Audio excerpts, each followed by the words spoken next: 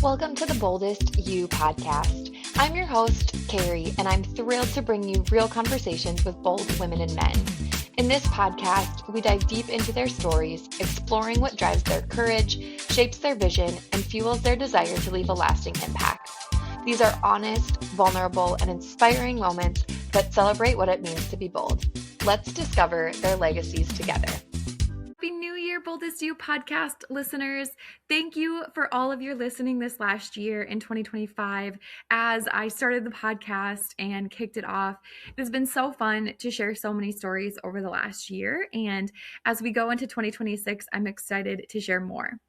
To kick off the new year, I switched things up a little bit and invited my husband, Travis, and one of our best friends, Miguel, to come onto the pod and have a bit of a cozier conversation instead of a formal interview. Together, we sit down in our living room and we just talk about all things New Year's resolutions. Do we set them? If so, how do we go about setting them? And then we get into just some fun, lighthearted conversation from conversation cards that I own. It's a deck of cards called Hygge. It's a Scandinavian game all about conversation. So I invite you to just kick off your new year with us in some cozy conversation. Maybe some of the questions will be questions that you bring to your friends and your families as you sit down at the dinner table and have a meal this new year. But thank you again for sticking with me through this last year and listening to episodes. I hope you enjoyed this one, and I'm so excited to bring you more stories in 2026. Welcome to another episode of the Boldest You podcast. I have some really special guests today, including Bear. I have my husband, Travis, and one of our best friends, Miguel. We are going to have just a cozy conversation to kick off our new year together. So before we get started, I want them to introduce themselves. So Travis, tell us a little bit about you. Yeah, I'm Travis, her husband, obviously, as she said. I teach at the high school here in town. Social studies, 9th to 10th grade. I also help out with coaching football in the fall, and I am the junior varsity boys basketball coach as well. Anything else you want to know about me? Nope, that sounds good. Okay. All right, Miguel, your turn. I'm Miguel Garcia. I'm their best friend. I am a school social worker here in Holly at Lake Agassiz, the time of my life. I coach volleyball, back-to-back state champs. I'm also the C team boys basketball coach. Yeah, that's me. Okay. Well, you did mention we are best friends. So how did we become best friends? You guys want to tell a story? You want to go first, or should I? I think you have to go way back to the beginning because there's history before you. Travis coached against me in high school because he's old. So he knew about me, and then Kelly Anderson forced me to take an interview, and not forced. I wanted to, but I was hesitant. Didn't know if I could get along with these guys. Yeah, we were not. I'm going to jump in here. Not necessarily me, but we as a coaching staff, having coached against you in high school, both, I would say, tentative going into it. But again, Kelly she's the high school principal, being the connector that she is, knew that Miguel would fit with us as a program, as a coaching staff, and knew that Miguel would be a good coach. So she both talked us into interviewing you and you into being interviewed. Yeah. And so, yeah, he jumped into the C team position, and I guess we haven't looked back since. Yeah, the DEI hire. Oh my goodness. No. Okay, well, so you started coaching, but that doesn't mean an automatic friendship. No, I would say that right away, I didn't know if I was going to like Travis because he was a lot smarter than me, and I could tell that. And like, I didn't know if he's going to be like an annoying smart guy or like a funny smart guy. But I think you kind of pushed this envelope of like, hey, here's a shirt, and I'm wearing it today. Therapy is cool. And I think you kind of knew that I'm a cool guy. I don't know how you made that decision, but because right away I was really hesitant on all of this whole basketball thing. I'm not even going to lie. It was just coming to light. I don't think I knew anything about you except for the fact that you were a few years younger than us. And I was like, well, we have to be friends with him because we needed friends in this town. So I also knew that you were a social worker, though, which I thought was really cool because of how interested I am in mental health. And so because I like that company, I was like, well, I'm buying him a shirt. I was like, that'll be our way of becoming a friend, I guess. Yeah. So I did kind of force it on you, I guess, at that point, because Well, how could you not be friends with someone who bought you a shirt? Yeah. And then Travis is like, hey, we're having supper at my house. You can come over if you want. I was like, okay. So. Now we really haven't looked back how many suppers later. A lot of suppers later. Yeah, because that's what I mean. There's a lot of time between the end of the school day and the start of a basketball game in the evening. So it was, hey, what are you doing to kill time after school? You probably don't want to sit in your classroom for 2 hours or take a nap in the coach's office for 2 hours. I did do that to start the season. Yes. I also slept in the coach's office one time when we had morning practice because I didn't have friends. Yep. Wow. It'd be like that sometimes. Now you keep a toothbrush in our basement. Yes. It's new now. But no, I would say that it didn't take long for us to realize, like, my unfilteredness was going to bring out your unfilteredness, and you were going to keep me filtered around Stoa. And then eventually we just dropped that wagon, and we're like, whatever. A little bit. Yeah. So it was an uphill battle from the start, but we got there. Yeah. You know, that medicine wears off about 5:30, 6 o'clock, and it's just in time. Just in time for basketball. Yeah. Okay. Well, that's great. Thank you for sharing about your friendship. It's fun to hear how that developed as the outsider who got to watch it and then just forced my way into it. Hey, you've been a key part of this friendship. You keep us glued together. Someone's got to cook for Miguel. Someone has to keep Someone's the got to feed him. and the plans. There's a lot of things that just like we're not good at. I can only do the plans so much. If we recall the 10K that you were supposed to run, that I did make the plans for, and then your calendar, which is not synced up with our calendar, maybe it should be at this point. We should probably get there. We'll just get a shared calendar for the three of us. Yeah. Okay.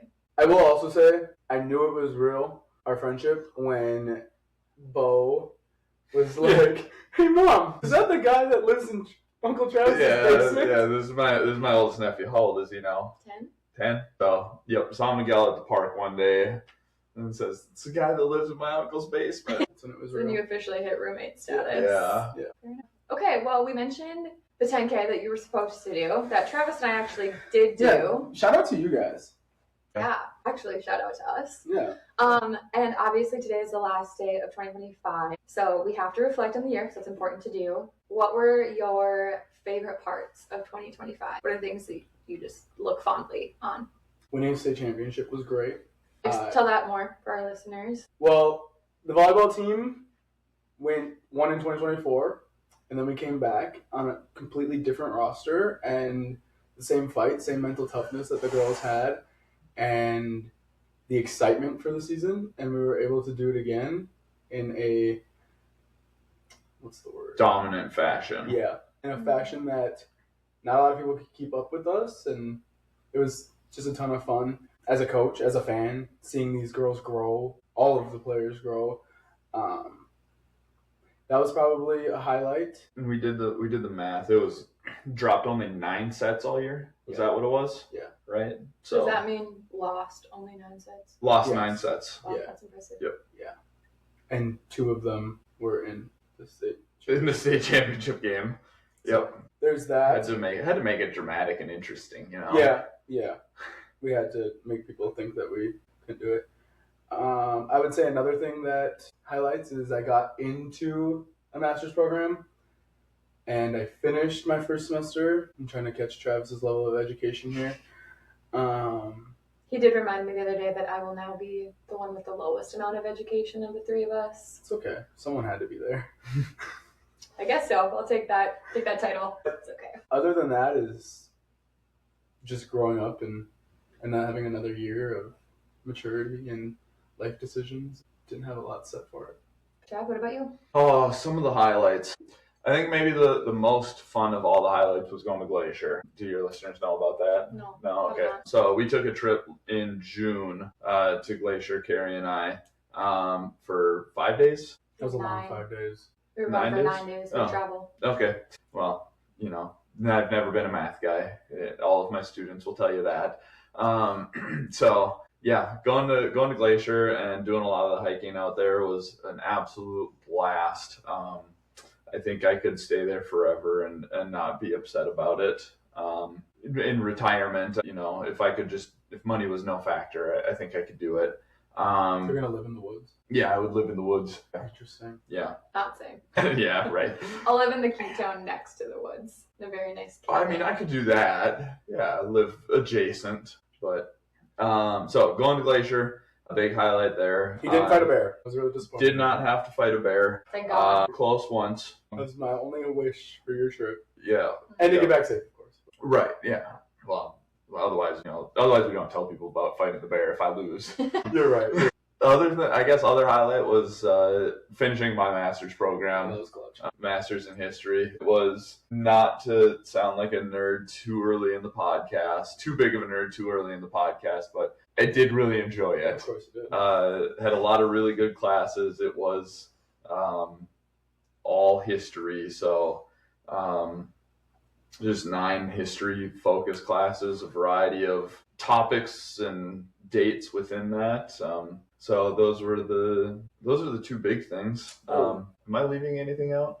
I don't know. Yeah, what It's are your your year. highlights? I don't know.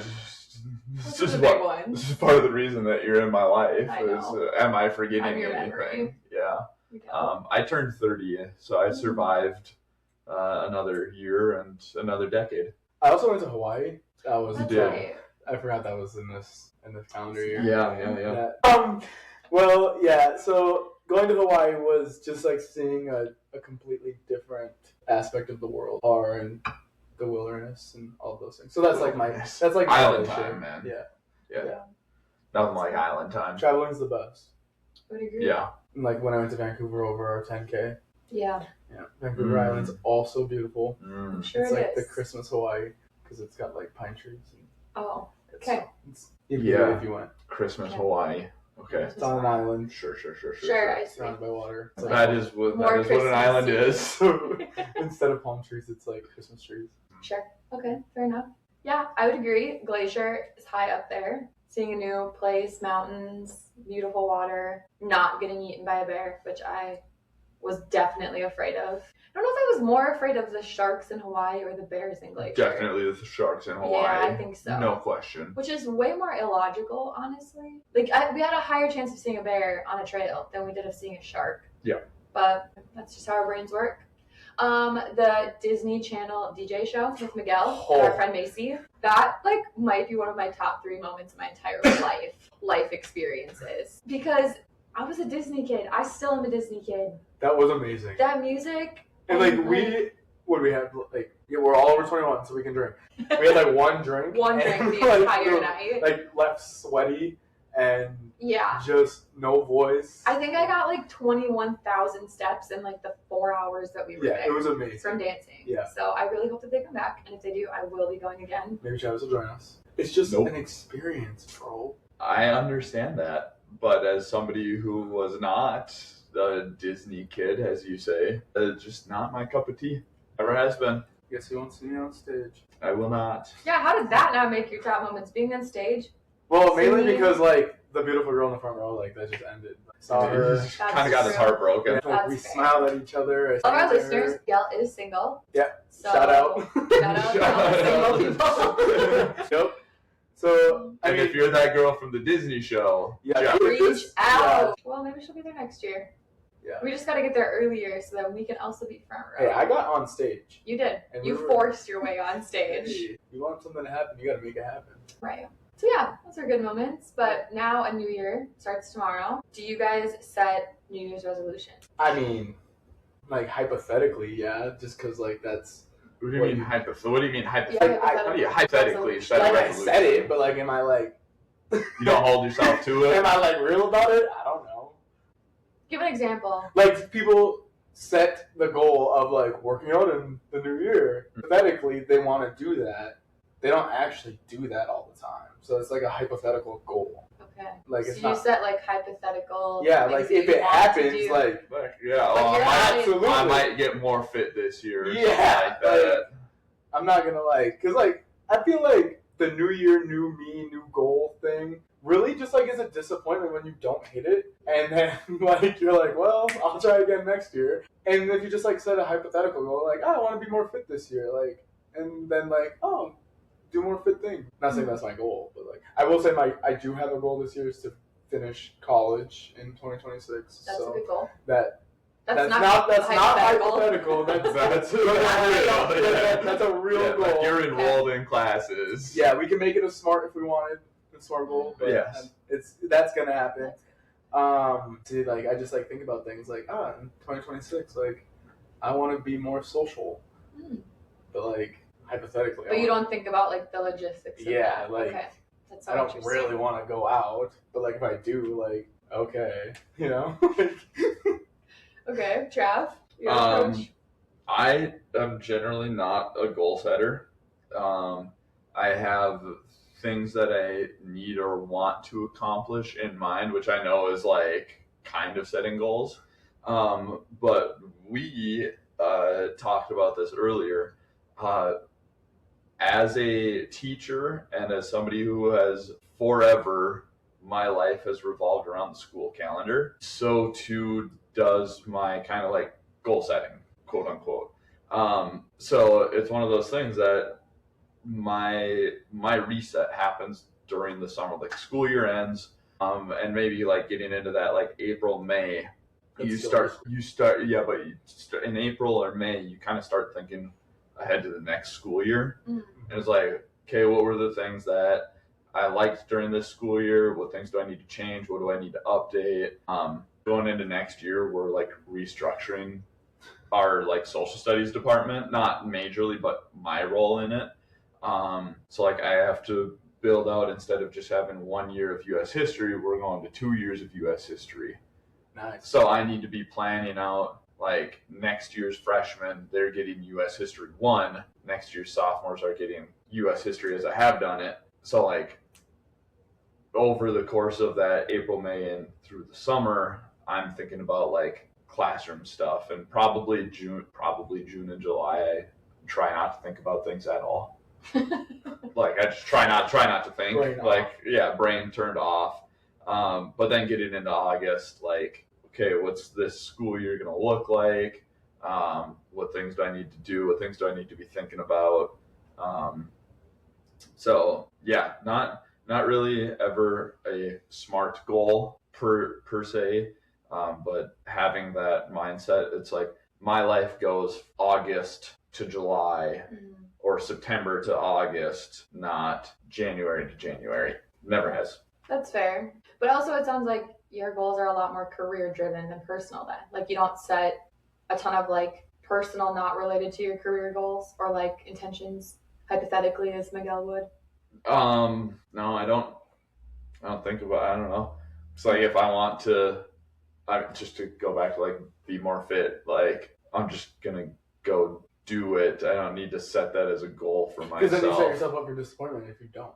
Like I think that's the part of like society that people like get confused about. Like if you set the goal and then like you don't get more fit like you said you wanted to, like now you're sad and like disappointed in yourself. But if you like just say like 2026, like I want to try to be more fit, like you're not really like, oh, by this. And I'm also not like defining what level of fitness do I want to attain. Right. When we ran the 10K, it was nice to like have a plan of like, and I like had a setback because I'm old and I like pulled a muscle that took 2 months to recover from. Yeah, we did it with like no training. But like I had that, like having that in mind was kind of nice, and having that routine was kind of nice. But now that I'm not ever planning on running a 10K ever again in my life, or a 5K or farther than that. This year, no, we're not. No, definitely not. You guys can. We 3 will not. But like, I just kind of have that in mind of like, okay, I'm training for a hypothetical 10K. There's no end date in mind that I'm going to go run a 10K, but I'm going to run on these 2 days a week, and I'm going to lift on these 2 days a week, and then I'm going to take Wednesdays and the weekend off. Nice. But like, yeah, there's not like a fitness of like, this is my thing that I'm trying to achieve. It doesn't become your identity. No, not at all. Because that's also another like thing. Like yeah, people turn it into an identity, and it's like, I can't hang out with my friends because I gotta go to the gym, whatever. I think you guys are the perfect people to have this conversation with, because my mind works the complete opposite of everything that you guys just said. Well, not only that, but like I was thinking, like when Travis was talking about like his calendar and like how he like preparing for the next school year, blah blah blah. Like as somebody that works in the school, like my brain is not that way. Like it's so different that like to think like you're like, all right, April, May, what went well, blah blah blah, and I'm like, I showed up to work today. Like, what's about to happen? Your school environment is also it's way different. Very but, different. Like I would say that like a lot of like career-driven people are like thinking like, oh, what went well? How did I teach that? How am I going to do that in the future? And I'm just like, all right, class, today we're going to talk about like, don't be a bad person. Like I wake up in the morning and I think about like the day before, and I'm like, all right, so this, that, and the third happened. We're talking about that today. Like that's how I schedule my future lessons and what kids I have and whatever. But obviously it's a different environment, different class structure. But it's just funny, like I've never thought about like, oh yeah, this lesson went really well. Like I'm going to teach this early next year, and no. But there's so many things that I'm thinking of as you guys were talking. Cause like I kind of relate to like understand like the hypotheticalness of it, where it's more of an intention than a set goal. The thing that my brain is like, how and like if you don't ever think about like, okay, what does that actually look like then my mind as the perfectionist in the room goes like, well then you'll never do it. Which I know is like that's right, that's the negative, like that's the, I don't want to say the bad part of my brain, but the part that I've had to unprocess is like, because I used to be a very strict like New Year's resolution person. I think it was like 2019. I set like 10 resolutions and I accomplished all of them. Oh, well. And I was like, yes. However, that was probably one of the most mentally unhealthy years of my life. But I think now, like, it's so fun you guys are saying this, because every year, like, I just sit on Monday. I get myself like a hot chocolate at our local coffee shop. I sit down. I'm writing out like what worked last year, what didn't work, like I always start with how do I want my year to feel. So it's more of like based on building things into your life that help make your year feel the way that you want it to. That. And again, that's because my therapist was like, goals are not working for you. So I've had to relook at them, but it goes based off of feeling. And then like, okay, what are the things that would bring those feelings then? Like, is it more time with friends? But then I still go the extra layer of like, okay, if I want to spend more time with my friends, what does that like logistically look like? Is that I want to strive for like one coffee date a month with a friend, or like. Well, and see that's again setting yourself up for disappointment, because now you're like, oh, I didn't get that one coffee date a month. That's fair, but I also think you're giving yourself guilt that you don't need. No, yes. I think it really depends on how your brain works, because yes, but also going like, I think as someone who tries at least once a month to like sit down and do a reflection to be like, okay, well, why didn't that work last month then? Maybe it's because I was saying yes to too many other things. So then it gives me direction for like the next month to go, oh, like we did too many other things. We didn't get to have social time with friends. Or like reading, that's been a big one for me, because I know I read far more than both of you. Like, not in a negative way. I feel like that was like a little offensive, but I read none. That's fair. Travis reads a little bit, and then I read a lot. But it's like, if there's a month where I haven't been able to read a whole lot, it's because, okay, did I have, work commitments that I can't necessarily change, but did I like spend too much time on social media? What else was I doing that took away from the time that I actually wanted to be spending doing those things? So it's more of like a reset every month versus like a hard and fast. Right. If I don't do this, I'm going to be disappointed. And we don't want to be disappointed. And I don't want to be disappointed, but yes, I don't know. Like it's more intentional. And then I also choose a word of the year, and that's really the driving factor, not the goals necessarily, but like, how do I want my year to feel and that's the word that I choose. So then it's more of, did my year feel the way that I wanted it to? So give me an example. Like, what did 2025? Yeah, so my year, which Travis is going to make fun of me for how I say it, because it's a whole thing. Well, I also don't speak Dutch. So my pronunciation isn't perfect, but... My favorite TV show, Ted Lasso, there is this word, gezellig.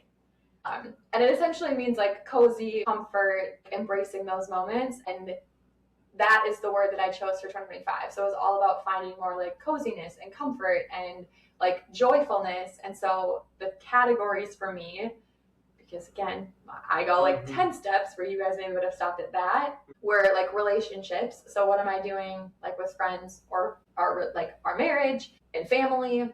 And so it was like, if there's family things, it's saying yes to those things versus like something else. Or friendships, like obviously maintaining our monthly dinner club. It was saying yes to things like the Disney Channel DJ show. That it's like, okay, maybe that wasn't the most convenient of days. We had a lot of other stuff going on in August, but like that's something that would have brought me a lot of joy. So saying yes to that. But then it also was like in more like a mental health space for myself, was like making sure I'm doing like a check-in. So if I need to go back to therapy, it was reading versus social media or things like that. It was like I try not to set too many like physical wellness goals, because I have a lot of issues with how people only focus on the physical aspect of goals. Like there's so many million other things that you could set goals around besides like your appearance or your health. But it was like the 10K was one of those things, but it was, I just want to do it. Like I don't care how it looks, how we do it. It was like, if I'm there or not. Yeah, I chose to show up, but not everyone did the same thing, which is fine. Yeah, so I don't know, it's little things like that, but it's more of like a reflection. And then if you looked at my Instagram, you probably noticed that I did quarterly posts this year. And so it was like looking back, like the last quarter, what were the moments of those? Because like the comfort, the joy. I also there's this concept by someone on Instagram called Karen Norden. She is a behavioral change. It's like coach or something. I don't remember her exact title. But she does a becoming board instead of a vision board, which I have talked about on the podcast before. But for you two who have no idea what that is, because I can tell by your faces, do you even know? I'm just trying to figure out what the difference between a becoming and a vision board. Okay, so have you guys have probably never seen a vision board? Can I work a thought here? Yeah. Is a vision board the end result, and a becoming board is what it takes to get process to that? focused? Yeah. Yes. So like in our example of the 10K, so like in the 10K, the vision board would have had like the finish line, like crossing the finish line, you're holding like your medal. Yeah.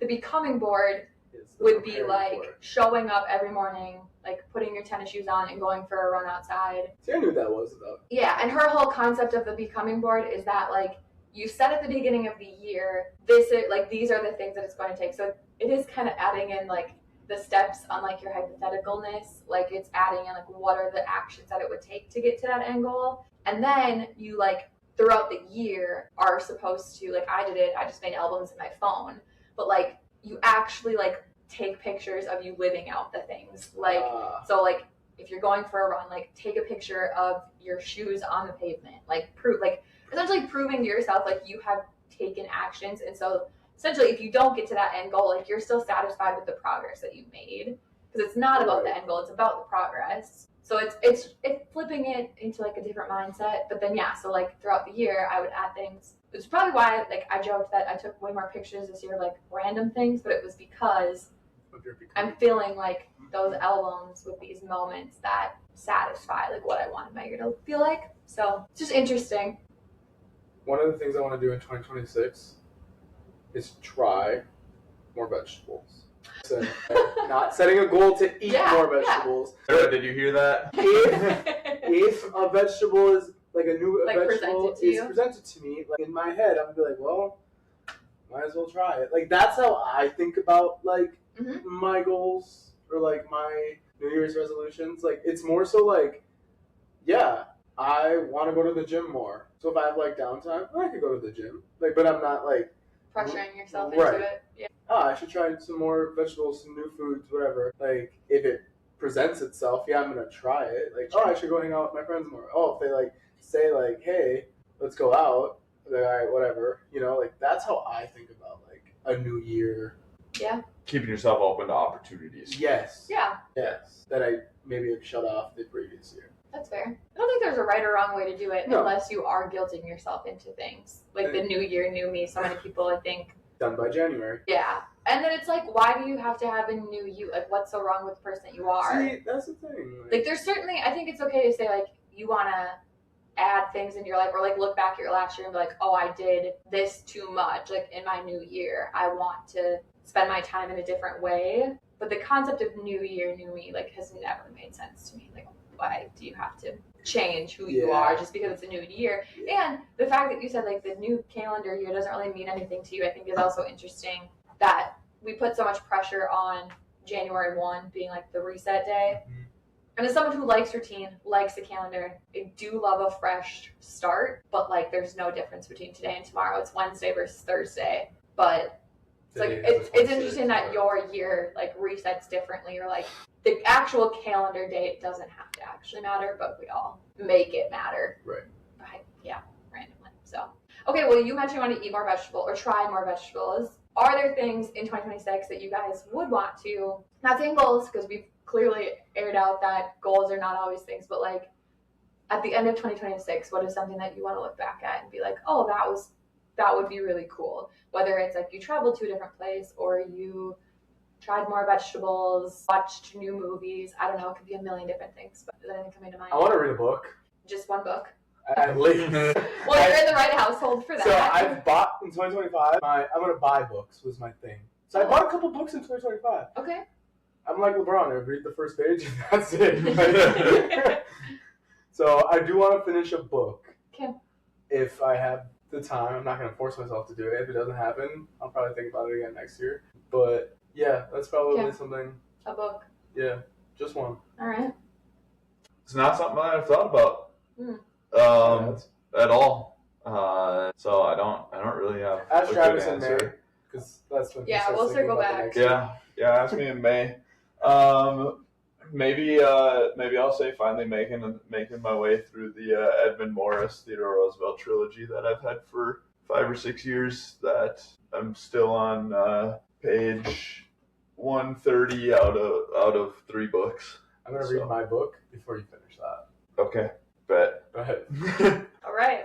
Well, we'll give an update on that bet at some point. Those books are large. Excuse me. Put your book away.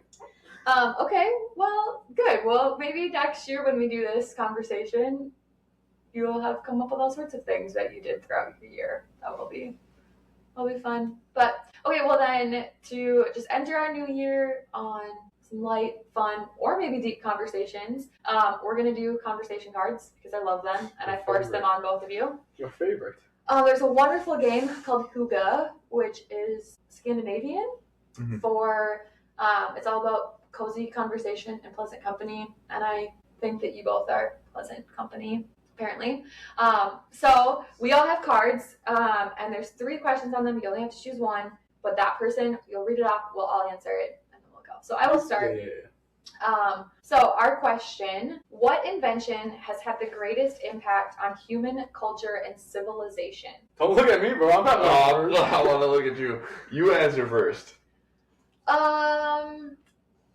I think as much as I don't know that I love this answer because I complain about our phones all the time, honestly, probably the cell phone. It has allowed us communication across countries, the world. Like, you can reach people, and as someone who loves to stay connected to people, I wouldn't be able to do that without my cell phone as easily. I have to write letters. You can call me a screenager, but also I think it's a great way to stay connected to people. Also, like, now we can navigate across the world.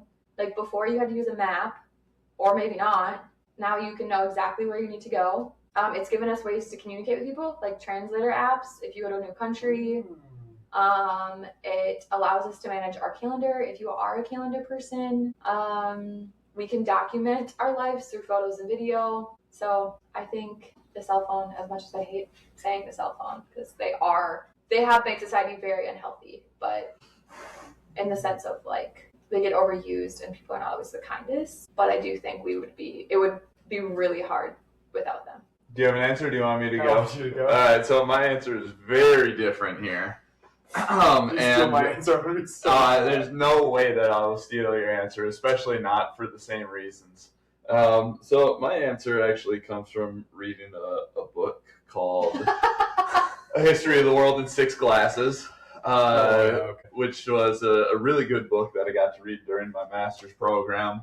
So straight out of that book, my answer is beer. Okay. Got it. Not your answer. Yeah. And so the reason for that, it talks about how beer was kind of invented on accident because we didn't have waterproof containers. I was just going to bring this up because I saw a thing on Instagram about why beer was invented.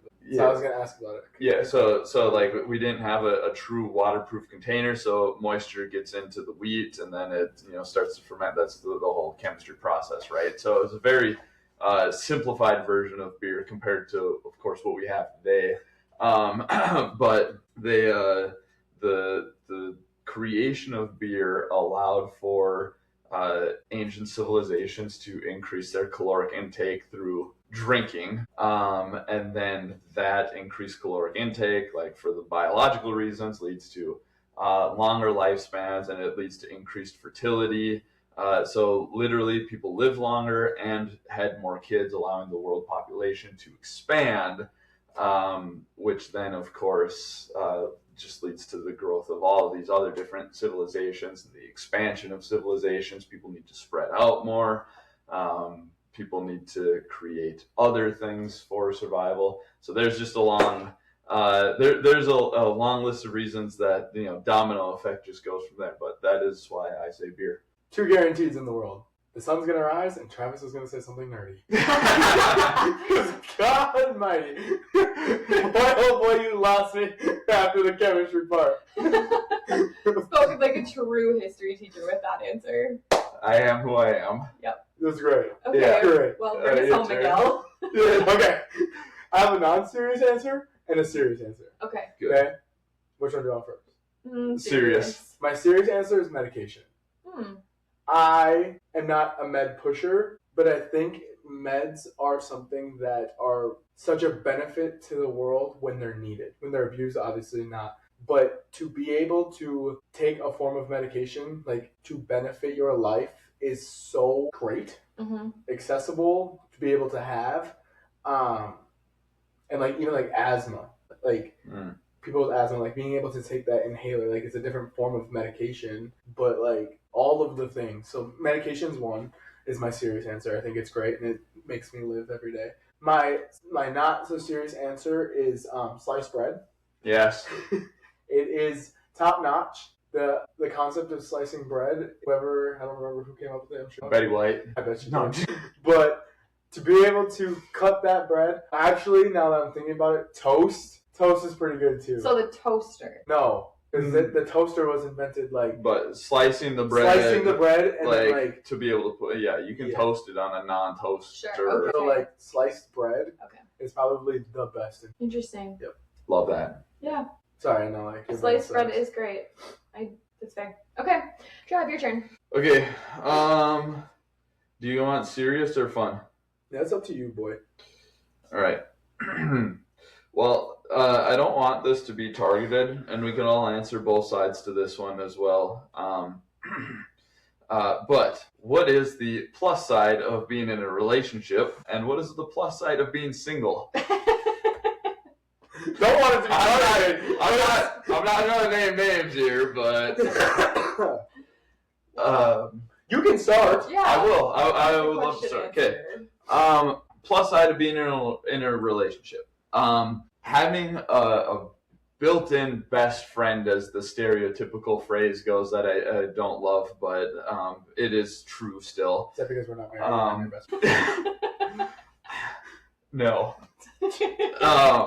But having somebody built in to be there to encourage you, support you, go do fun things with, on a day-to-day basis, where it's like I don't have to really ask. I can be like that scene from The Town where I can walk inside and be like, okay, not actually like go beat somebody up, but like basically you can just go run off and be like, hey, we need to go do this thing, and they'll say whose car we taking, if you've ever seen that movie. So that's the plus side, as somebody that's like gonna just go do things with you, kind of regardless of what it is. We'll say plus side of being single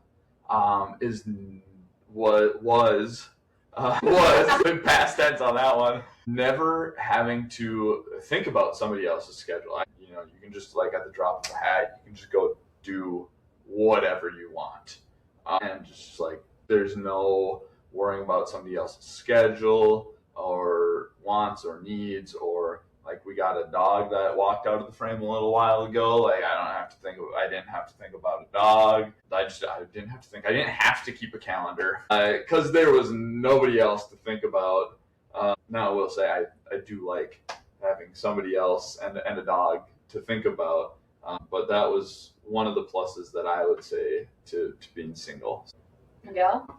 Plus to being single, like you said, is that like you don't have to worry about anyone. Like you're literally just you and you're taking on the world by yourself. I think you kind of like hit all the aspects of this question because it's gonna become very repetitive. But like being in a relationship, like you have that person you chose to be with. Like you're spending that time with. I think one thing about like being in a relationship, it's been a while, but the just genuine laughs. Like if you're with a person that like actually makes you just like belly laugh, like that's real. And I think like being single, like you have those moments like with your friends and it means something else, but like you just are like yourself. Like you worry about yourself, you do your own thing, like you don't have to like compare a calendar. Is that a benefit? Yeah, but at the same time, like single, you save money. True. Mm-hmm. But yeah, you've really answered the entire question. I don't really know what else there is to say. Good Yeah. for me. Yeah, I feel like single, like you guys did answer everything, so I'll try to come up with something more creative. I think like you have the space to just figure yourself out, and not that you can't in a relationship, but when you are single, hopefully you are not trying to like appease other people or like trying to compare. Like you get to figure out who you are by yourself, which then someday if you choose to go into a relationship, like you are more authentically you. So I think that like that was a benefit of being single at one point, was like, and some of that is you're choosing your schedule, you're choosing how you want to spend your time, so you're choosing to do things that you want to do. Miguel? You get to eat what you want. You do get to eat what you want. Yeah. Yeah. As a single person. Yeah. I think being in a relationship, like there's obviously a lot of pros or benefits of it, but beyond the ones that you guys already mentioned, I think it's the idea of as long as you're in like a healthy relationship with someone you really care about and they really care about with you, like you get to be like truly who you are. And not that like we always talk about, right, especially in the corporate world, like, oh, show up authentically, like be your authentic self. And not that I show up differently at work, but there is like a different layer to me. Like we were just talking about this yesterday, where like with the public, I probably am less goofy as like him and I, and maybe less sarcastic. Like with him, like there's just elements of like when you're in that relationship, again, if it's a healthy relationship and it's someone who like just sees you for who you are, you can be that, and there's no judgment, there's no layer of I have to put on an act or like I have to be a certain way with this person. I get to be just me. Mm-hmm. So, but you also can do that if you're single. So there's no right or wrong way, I guess. Cool. Nope. Research says that it's impossible to change your level of happiness. Even if you won the lottery, you'd soon be back to the same level of happiness as before. Do you think this is true? I read the questions. I have to answer first. Yes, because happiness comes in waves. You are, it's like things make you happy. You're always at a level of content, but like eventually, like your baseline of happiness is just who you are. Things can make it better, things can make it worse. So like obviously if you win the lottery, you're going to be sitting at that high for a long time until eventually it's going to bring you back down to your baseline. Like dopamine comes in waves. Like you can't always be at that beyond your baseline because that's why our brain creates dopamine. Now, obviously you can surround yourself with things that bring out dopamine more often, but you're always going to return to that baseline. Retaining happiness for a long time is a skill that you have to be able to fluctuate in how you do it. So yes, even if you win the lottery, you will return back to that same happiness. Honestly, you probably will become worse because you're trying to figure out why you're not as happy because you just won the lottery, you have everything you wanted, and you're still back to your baseline, and now it's not any better. Stop looking at my hot chocolate thinking I'm spilling it. It's really hot.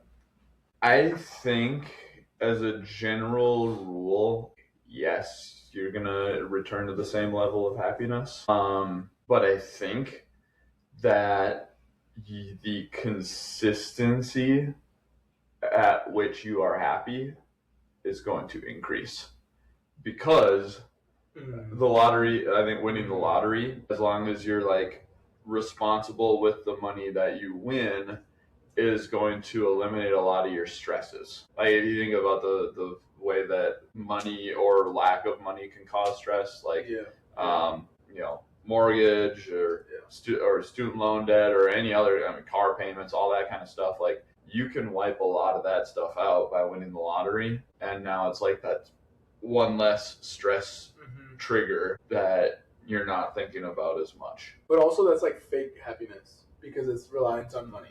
Like you haven't developed. You know what I'm saying? Like you are not working through that stress.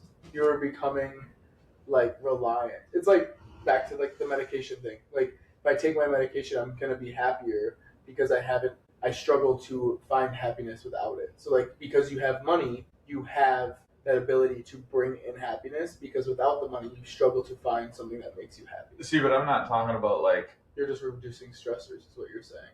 Right, but you're eliminating. I'm not saying that stress won't necessarily be replaced, but like if I win the lottery and I pay off all of my student loan debt, it's non-existent now.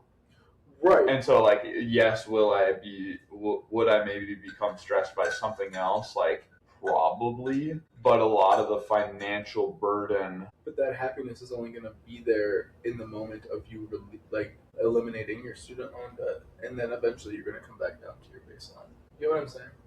I do get what you're saying. Happiness. But happiness I think is a moment, not a constant feeling. That's why I think happiness and joy are two different emotions. I think so many people always say like I want to feel happy. Well, happiness is like temporary, where joy can be longer term. And I think if you win the lottery, I think Travis is onto something. Like winning the lottery eliminates stressors. Like so many people are stressed out or feel less happy because of financial stress in their life.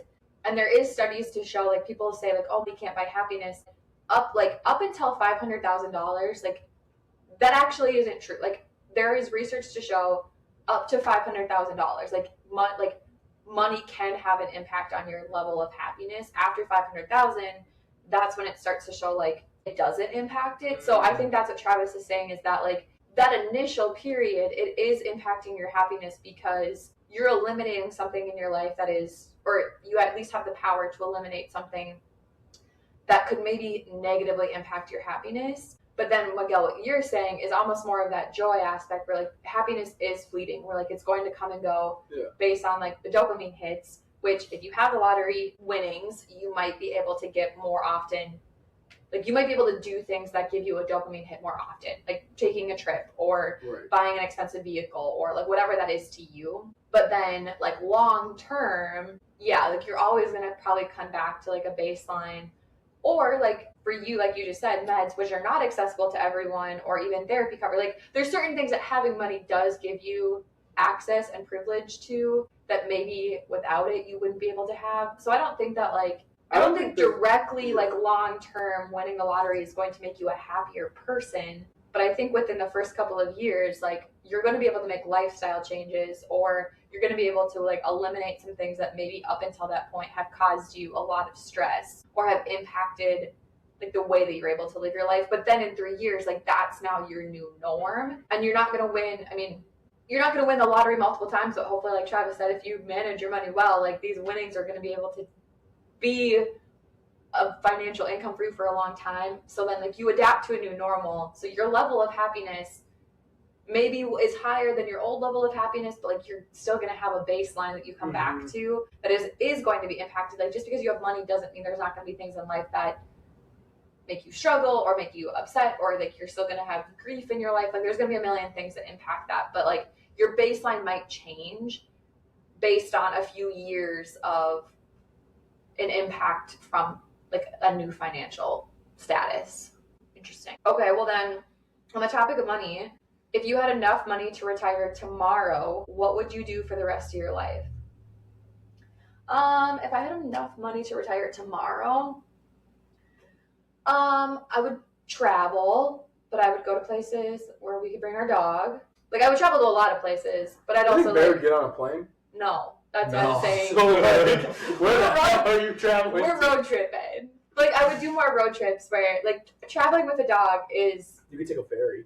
We could take a ferry. She does like boats, but like camper, like rent like an RV and like travel the United States, like go to places where we can hike and stuff like that. But I also would take big vacations. Like, I would go see parts of the world. I would probably still do the Bold program because I love that, and then I would never have to think about like a budget for it, and just get to impact people's lives with knowledge. I'd buy a Peloton because I want one. Sponsor us. That would be ideal. Yeah, Yeah. I don't know. I think eventually I'd have to, like, I don't know that I would keep working in the sense of like 8 to 5, but I think I would pursue passions that could bring income, but I wouldn't have like the pressure of I have to make this money to like sustain a lifestyle, you know? Because if I have enough money to retire tomorrow, I don't have to think about it. You or me? You. Okay. If I had enough money to retire tomorrow, I say this all the time, and people look at me like I'm crazy. I think I would get too bored if I retired right now. I do really enjoy teaching, as much as the kids drive me crazy every day. So I don't know if I could. If I had that level of money, I don't know if I could retire yet. I would definitely. I don't know if I can say definitely. If on those bad days of teaching, because they do happen, you can definitely look at the students and be like, I don't have to be here right now. Like, shape up, please.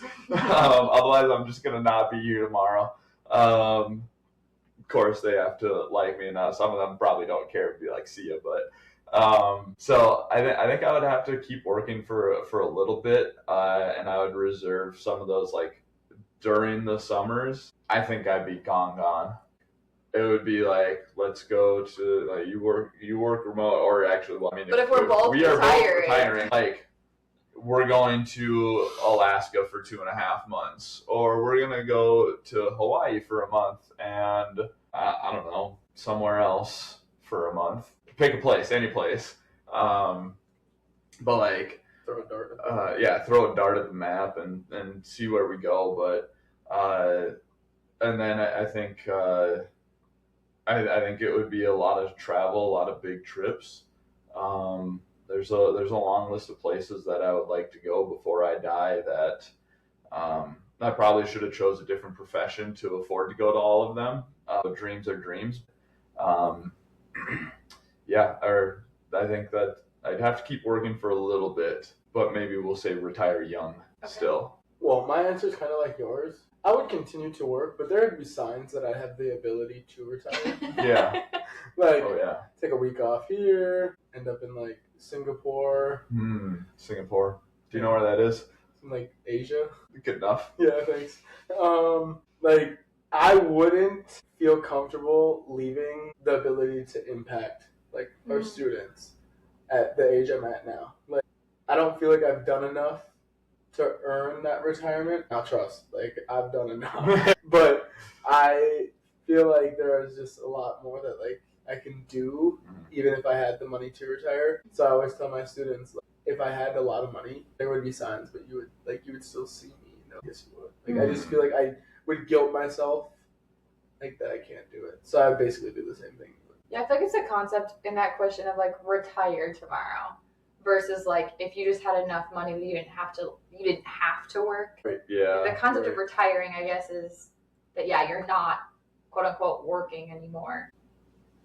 Yeah, I don't think I could retire tomorrow. No. Yeah. All right, let's go. What teacher, or I'll expand this to coach, had the greatest impact on you? I think for me, I'm gonna give my answer in two. I'm definitely gonna cheat on this one, and say two. Sneak two answers through here.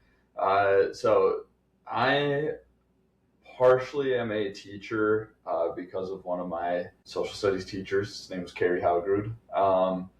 He looked at me. I would taking an accounting class in high school, my junior year, and then my senior year. We were just kind of throwing some things around at the end of a class hour. Everybody's gathering by the door, and I was talking to him.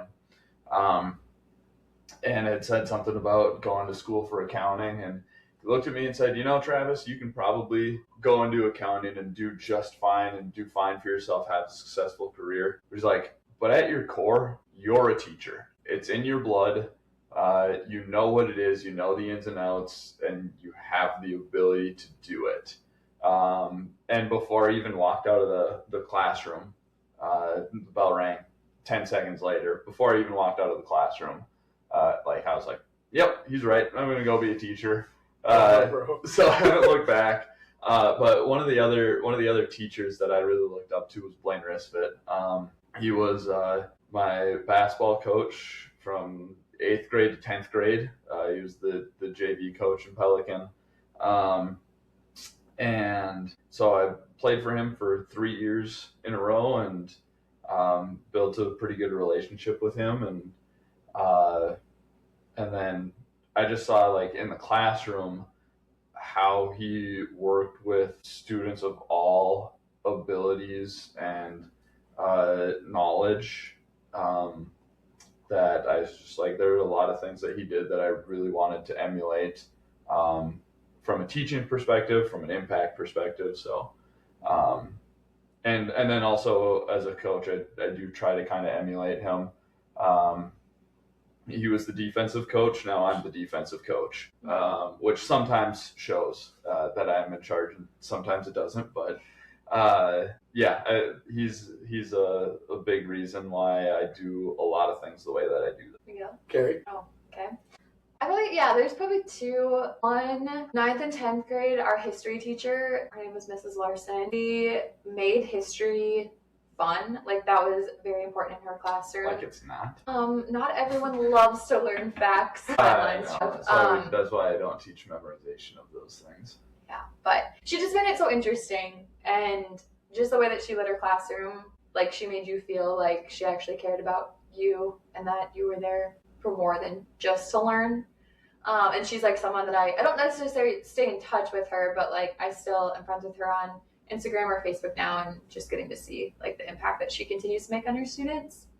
But then probably from a college perspective, and this is maybe more from a professional standpoint, my HR professor, who is now retired, his name was Dr. Stevens. I took every class that he offered because I didn't have to, HR, I only had to choose 3 of the 5 or something, but because I wanted to learn about HR. And he just made it so he was very old fashioned. He hand wrote all of his notes every day on a projector, and never did flashy PowerPoints or anything, but the way that he talked about HR and just made it a subject that I wanted to learn about. And then one of our classes was all about unions, which obviously as teachers, you guys see the other side of it, but it was learning the HR side of the union, and it was all case-based. So every day we got to have these lively discussions of who was in the right, was it the union or the employer? And that was just, he made it so much more interesting than just teaching. So I feel there's so many things, and now that he's retired, I feel sad that the NDSU students don't get to have him as a teacher. I'm sure the new professor is wonderful, but he just, made a subject that I feel a lot of people are oh, HR isn't no one thinks HR is cool. They only see the office, HR Toby. But he made it something that all of us were really invested in learning about.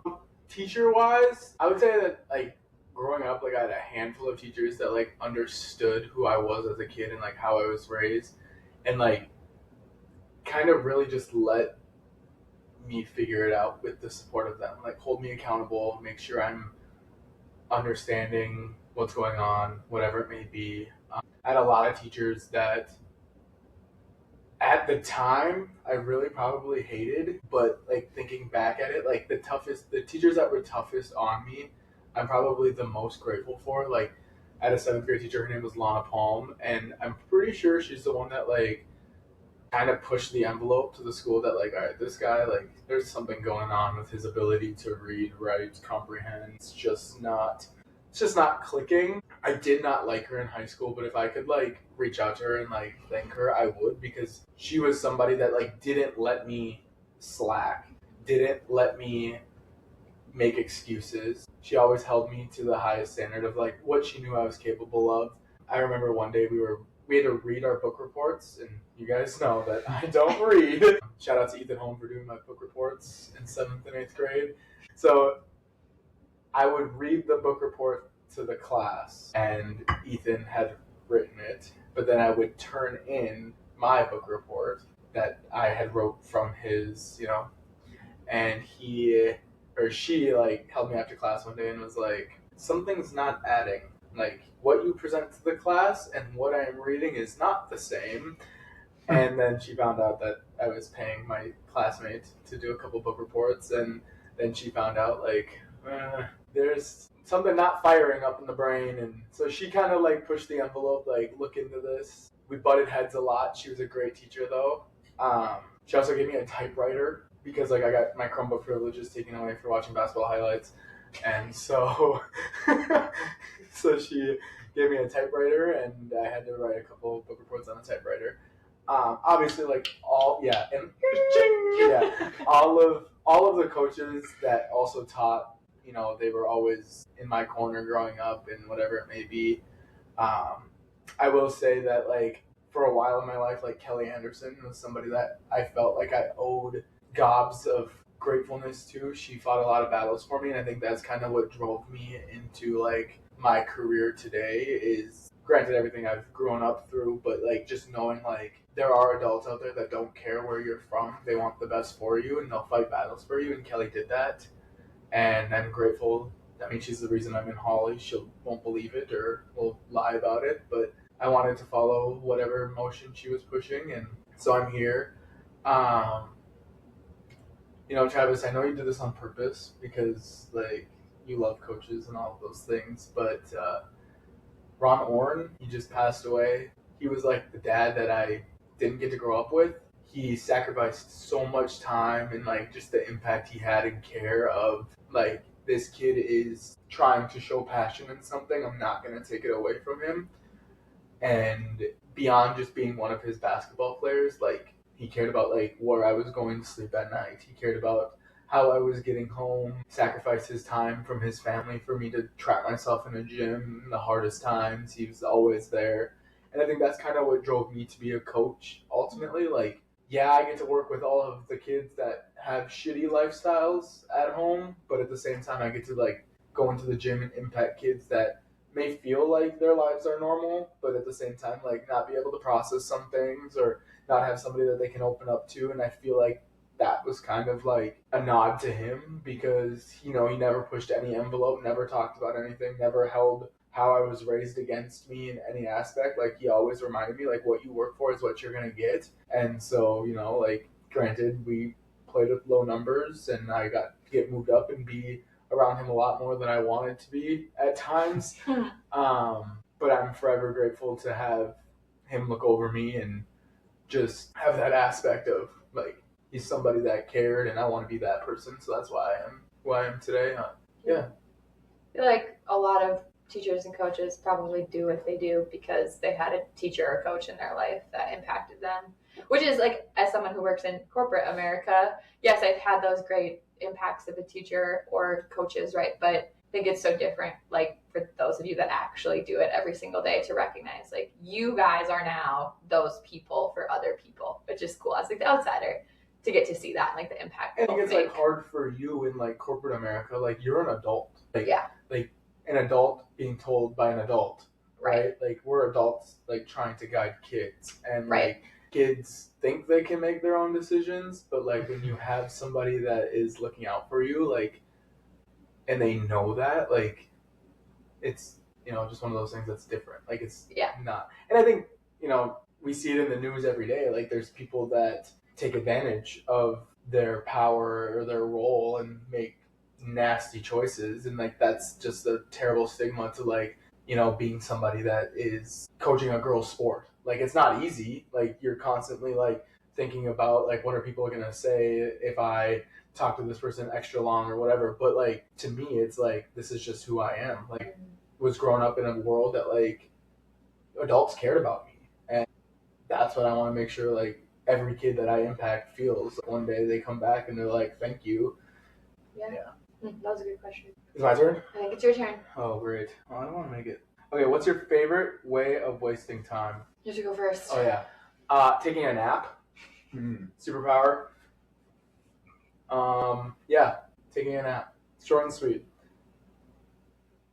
I am a big movies guy.